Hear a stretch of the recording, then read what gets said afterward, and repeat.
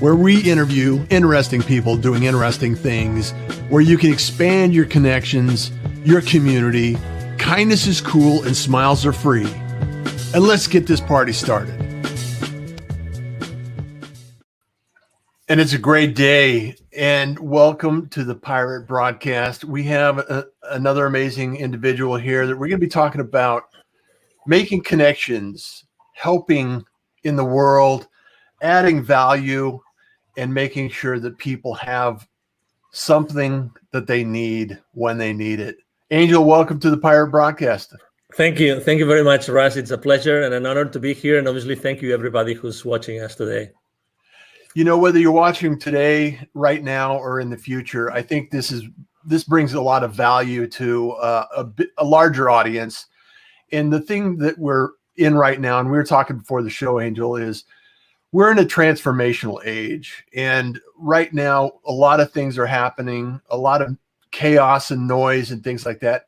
And I think that the optimists, the ones that have resilience, the ones that are flexible, the people, the individuals that allow things to unfold and then take the road that is open to them, they're going to succeed and always supply inspiration for others. So I know on your journey, you had to start somewhere. So tell us, for those that may not know you yet, or those individuals that haven't heard of you yet, got to give us a backstory on how you got to be the CEO Confidant. Thank you. Yeah, I would say that probably the starting point was being in, low middle class family in Spain. I was born close to Barcelona, and I think that the big decision that my parents made was, number one, to put me to French lessons, to French language classes in my formal education system, and also to put me to English language lessons outside at the same time. So I was learning French and English at the same time. Wow. And I think that was probably the reason why I eventually have been doing what I have done, which is, really fast forward, like helping so many, more than 1,500 companies and their CEOs in more than 33 countries. I have always felt that my roots were everywhere. So I always felt comfortable living everywhere. Mm-hmm. I've lived in 8 different countries, although I've done business in more than 30 countries. But I always felt like everywhere was my home. And I could really thrive everywhere, regardless. I could thrive anywhere. I think that as much as obviously I have my preferred places in the world, right? But I could really live for some time anywhere, or I could be a real nomad. Having a family makes things a little bit complicated, but sure. But still, and I think that was the journey. I mean, when I was, I think it was in 7th grade, 8th grade, it was my first ever trip abroad. It was a summer in Scarborough, the famous Scarborough in the UK. Yeah. Where I moved, when I went from having to translate, when you learn a language, that is, you translate everything in your head, going from translating it into, language automation. You didn't have, I could speak English without thinking about it, just saying it, just expressing the concept, whatever that was.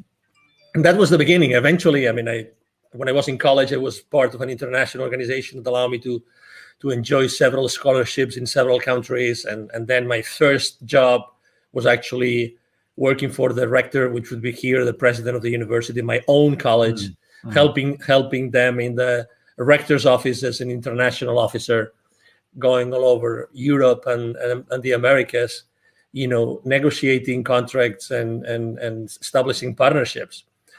And it's pretty much what I have been doing throughout the rest of my life. It's like doing business development. And you said something which actually you're very right, which is adding value. I think that I've been adding value consistently to many different companies and organizations.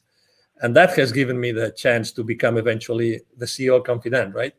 Yeah, that's amazing that the first job you had allowed you to become who you are today. You know, Absolutely. a lot of us have multiple careers. We have these test careers, I call them. You know, something that's like, okay, I have an opportunity to do this, so I go do this, and then the next thing you know, it's like, that's not what I want to do. And you had an instant invitation and introduction to what you're doing now, and it falls in line with exactly what you're doing now, and it just that's incredible. So I love it. And I would like to add something when you were explaining the moment in history that we are living right now, this transformational moment in history. Yeah. I would like to add an additional adjective to the ones that you mentioned, because I think it's very important. And we all have been the last 14 months kind of trying to figure out what's going on, right? What to do with our lives, blah, blah, blah. Creator. I think that right now it's the time of the creators. It's the time of the proactives. It's the time of those that want to take the lead in the world, and those that are willing to take the lead in the world, regardless of where they are today. I think it's going to be the ones that are going to be leading the world in the future. Yeah. There are so many opportunities out there. Like we were talking about before the show, is there's so many opportunities out there for business owners and, like you said, creators. My mantra is I wake up with gratitude, Angel. I create something every day. I work to help somebody every day. And then I just love the opportunity to inspire somebody every day. So, and that's what you're doing. You're inspiring CEOs and executives to think bigger, to think more impact. I mean, you help the top echelon of CEOs, and you're still also, for those that may not know this, is you're learn about entrepreneurship. So I want to make sure that when we talk about creative, about how you created that inspiration to those individuals in different communities that may not have the resources available to us in some, like Texas or Arizona. Exactly. Isn't it amazing? I mean, we didn't plan for it, but today it's the World Innovation Day, actually. So it is. How appropriate is that? Yeah, exactly. So, I mean, how else can we relate our conversation to innovation and creation and creativity, right? Uh-huh. So I moved. One of the countries I lived in when I moved from the UK to the Americas was Mexico. So I lived in Mexico for 10 years, and I was traveling all over the continent. And I was meeting with all those, I was meeting with all those CEOs and C-level executives and general managers, all these people, because the kind of business development work I was doing, it was basically closing business with the people in charge, with the leadership teams of those companies. Mm-hmm. But at the same time, as you know, as you've been in Latin America, it's very easy to see those manufacturing plants where you went to close business. It's very easy to see those in the outskirts of the cities, in the rural areas, all these places. And in those places, obviously, there's always poverty, and there's always kids that are asking you to do something. I remember clearly, very often, if not all the time, outside those manufacturing plants, there would be those kids coming to me and say, "Hey, senor, I would like to clean your car. I would like to wash your car. I would like to wash your windscreen. I would like to sell a bottle of water to you, or I would like to sell some gums or some candies," whatever it was, the way that they were making their ends meet, right? So I was always, like, in a matter of minutes, I was seeing all those kids in need, and I was dealing with, and I was talking to very powerful in terms of economy, people, right? And so at some point in 2015, I had this epiphany. I had this experience in which it was very clear to me that I had to help. If it wasn't me, who would be more experience prone to do this? Who had this experience of reaching out to the most powerful people in those companies, and at the same time acknowledging those kids in need? So it was and I reached out to a business partner and friend of mine, and then we brought his father in, and we started what today is Wisdom for Kids, and it's basically it's an international, charity, international non-profit organization. And what we do is we help underprivileged kids in Latin America become entrepreneurs using their local resources. And teaching kids, it's a non-stop source of inspiration, because kids are genuine, kids are spontaneous, kids are, not only are they are our future, but also they have so many lessons to teach to us. Yes. I'm one of those parents. I have 3 kids. I'm one of those parents who strongly believe that the kids actually choose us and the kids are here to teach us lessons. So it's not only that we have to make sure that, they thrive and they grow and they're reliable, fully reliable when they become 18 or 21, whatever the age is. I believe that also they are in our lives to teach us some lessons. So we have to be wise enough, smart enough to be able to listen to the lessons that they have to teach us. And I think that historically speaking, we as parents have done a very poor job of listening to our kids. And I'm not meaning, I don't mean spoiling our kids. Yeah. Let's be clear.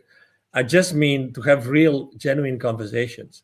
I think that as true as it is, the statement that we often say that we become parents without a manual, and the kids come without, I think that the kids come with many lessons to teach. And we should be listening. We should be listening much more, much more. And do you think it's because I've thought about this a lot, it's the statement, create like a 5-year-old. Yeah, absolutely. Because it's the creativity and the curiosity that a 5-year-old has, and the question why is it done that way? Why do we have to do it that way?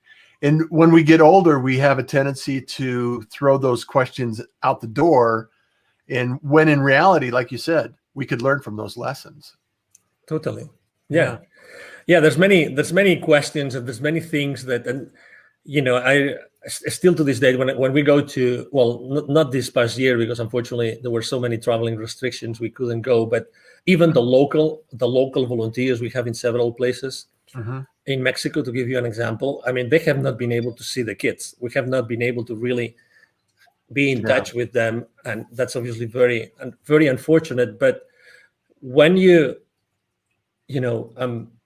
they ask you all sorts of questions, and anything is possible. That's the good thing, and we are very. I mean, the way we designed our workshops is also very unconventional.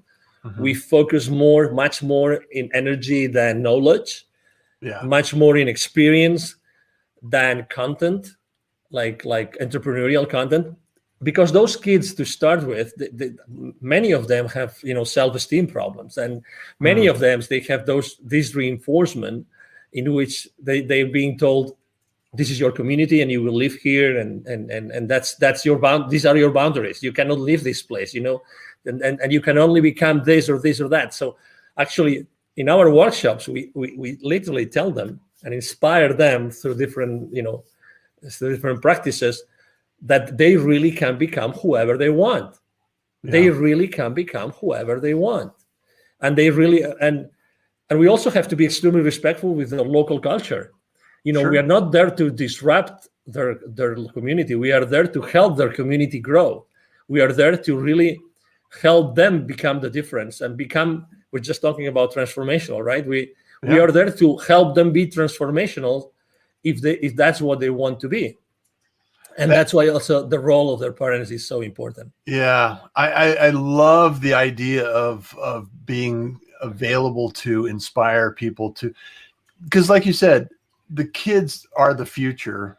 And if we could teach them some free thought, innovation, ask why, and the creativity that goes into that, and develop that skill, they're going to be creators in the future. They're going to be creating amazing things that we haven't even thought about yet. And with as many management consultants, as many theories, as many ways to help companies increase the engagement of the employees, and have the employees accountable, keep them accountable to the share, to the creation of shareholder value. You name it. There's so many things going on in the companies right now, in the organizations, in the world right now. Yeah. Why nobody has ever thought of consistently once a month bring all the kids of the employees, all the kids once a month, and have an amazing brainstorming session with those kids and just listen to them, honestly, and just listen to them. I mean, I really don't know why nobody's doing this. Maybe because I think you could probably instigate that, don't you? Oh, absolutely. Yeah. I mean, they have Parents' Day at school. Why wouldn't we have Kids' Day at work? Yeah, and at school, and for instance, here in Plano, Texas, north of Dallas, the library system actually organizes. I think it's one Saturday a month. They organize, large corporations to come and teach the kids in a library setup.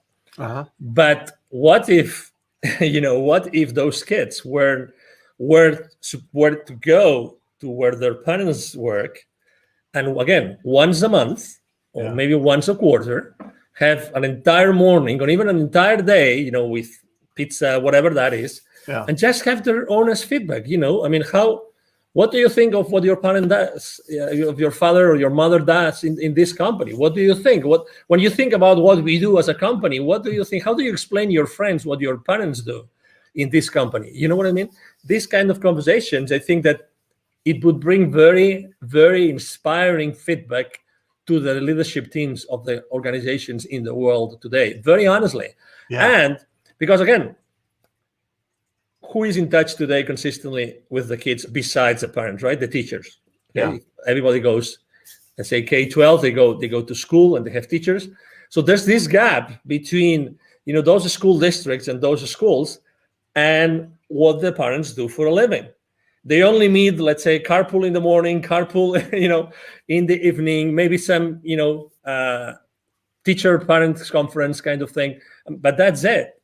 Yeah. But this gap is artificial. It's totally artificial. Yeah. And also this gap, you probably remember in high school, some of the most innovative high schools in the country, they try to also close the gap between organizations and students, because those students eventually will work on those companies, right? Right. But why not starting to do that much more early on in the existence of those kids? Because it's not two separate worlds. No. And I don't mean that everybody will have to become an employee. Maybe some want to be, a solopreneur or an entrepreneur or a startup CEO. But again, it's this inspirational part of the existence of us as human beings.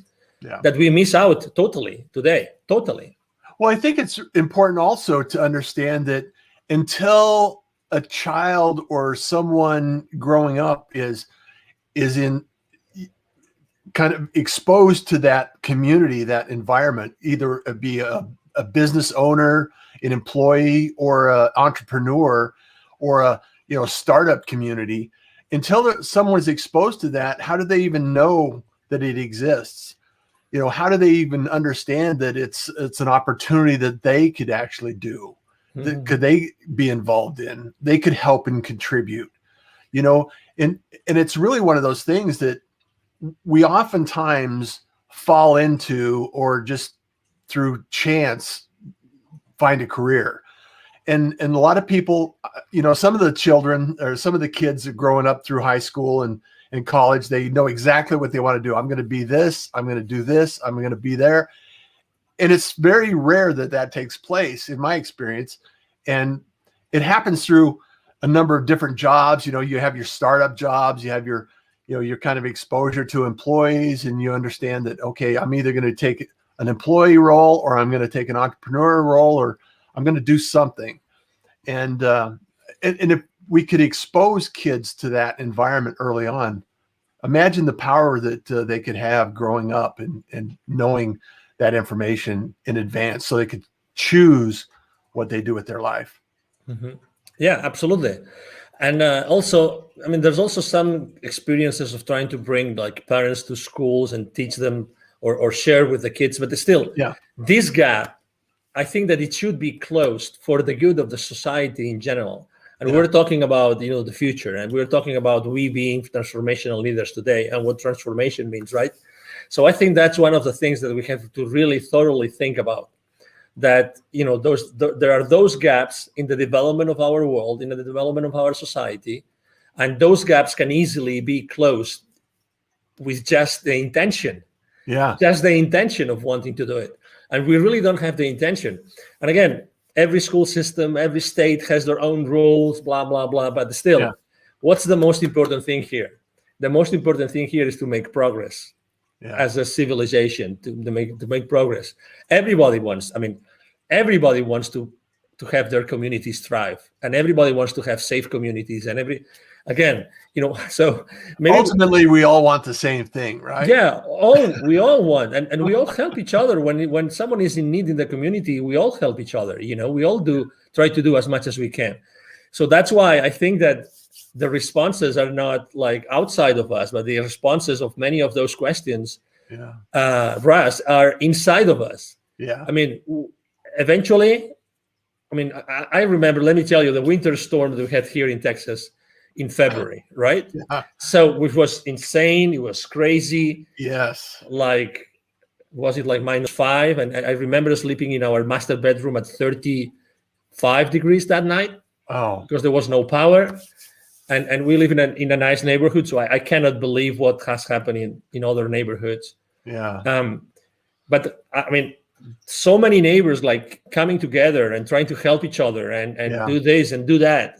That week was difficult, was really scary, but at the same time, there was so much good coming out of the communities and helping each other and bringing food and bringing water and sharing what we had with others, and so many things. There were so many gestures. And again, trying to divide us is the wrong path to go, because as humans, that's not what we want to do. As humans, we all want to really help each other. That's who we are. And nobody can change this. We really want to help each other, and we understand each other. And again, going back to the kids, that's why being or having a nonprofit working for kids is so important, is that we go back to the kids again. The kids have the kids have the answer. The kids are the answer to so many things in this world, and the future is being built by them. And again, we should pay much more attention to what the kids represent in our world, and really have them more present in the decisions that we make every single day. Well, the seed has been planted on World Innovation Day. So I want to give a shout out to some of the people that joined us here, Angel. Angie, good morning, everyone. Pirate. Kate O'Hare's here this morning. Good morning, Russ. Hi, Jeffrey Kate. Berger says, good morning, Pirates, from Western New York, where it's snowing. It's still snowing in Western New York. Look at that. Glad to join you this morning. It's cold in Texas too. Yeah. It's cold in Texas today too. I don't know about Arizona, but here in Dallas, it's cold today. Oh, man. Jeffrey, snow in Michigan, left Florida last week. So agree with you, Angel. Game changers, change before change is required. We need to be creators to make a difference. Love your nuggets. Thank you so much, Jeffrey, for being here. Kate O'Hare, I'm in Cape Coral, Florida, taking care of my mom's estate. Get back to Florida. Thanks, it's high. Sheila Chamberlain joining us in. Hello. Hello. Kate says, I agree with Angel. It's our creator. It could be that we have the pandemic to remind us to come back to our roots. Absolutely. Go ahead. No. I was just gonna say. I love to interact with the audience, but oh my God. Let's say.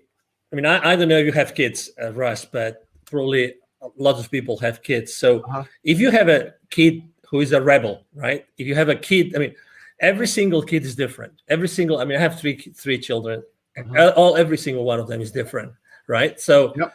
What do we do? Do we kick them out? What do we really do? Yeah. Is there anything that we don't do for our kids?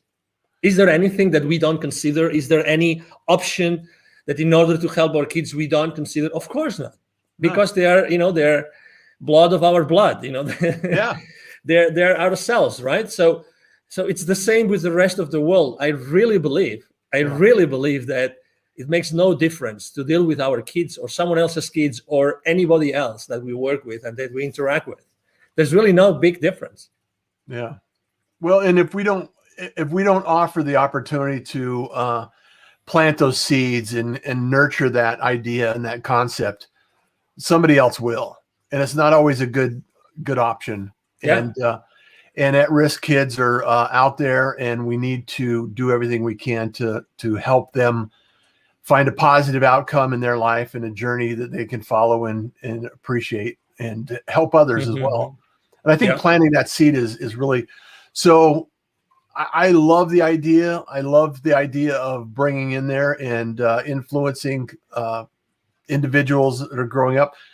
And so in your CEO community, how would you go about thinking of this kind of concept and planting that seed? Yeah, that's a great question. And sometimes people ask me, what kind of clients do you work with? I mean, is there a particular industry, is there a particular vertical? I always say the same thing. I work with, with business leaders who really want to change, who really want to leave a legacy, and who really want to make the world a better place. Okay. So it's in alignment with the idea that we just talked about. Exactly. Yeah. So I don't want to attract people that I don't resonate with. Yeah. So that's why I've worked with, so many different, markets and verticals and industries and countries. And I think that when you travel consistently internationally, you realize that, your very tight ideas, like small ideas, they become obsolete immediately because you realize that you have to open to possibilities continuously, and you have to be flexible enough to adapt to ways of thinking and of behaving that you never saw before, right? And they're not good or bad; they're just part of their local culture, and you have to consistently adapt to that, right? So I think that's why when I was thinking of my brand 5-6 years ago, I put Confidant, because when you become trustworthy with the, to someone with their business, eventually, if they perceive the value, you eventually have many other conversations that go beyond the business themselves. I know that obviously the main purpose of a business is to generate shareholder value. Right. It's very clear that that's the case, to create shareholder value for this, for the shareholders, for the people that put the risk and put the money to start with, and they keep on doing it every single day. But there's still a higher purpose. There's still a higher purpose. And I believe that companies really, if they want to, they can really work with these principles, and they can really incorporate more of those principles as an organization, not only with the business leaders. Yeah. I truly believe that it's an amazing opportunity for us to make changes, drastic changes. And a lot of people through the last 14 months, like you mentioned, have kind of set back, identified some of the things that they may not need to do on the future. Business is going to change, lives are going to change. And for you and I in conversation, sometimes this is a better outcome than we could ever imagine. And because a lot of times trauma is what makes the change. It causes and forces us to think about things that we hadn't thought of before. So I really want to thank you, Angel, for being here, sharing these ideas. I think we could go on for a few hours and talk about these ideas. You bet. Because there's so many people that need your help and need your service and need your support. And if you're not connected with Angel, reach out, tell him you're a pirate.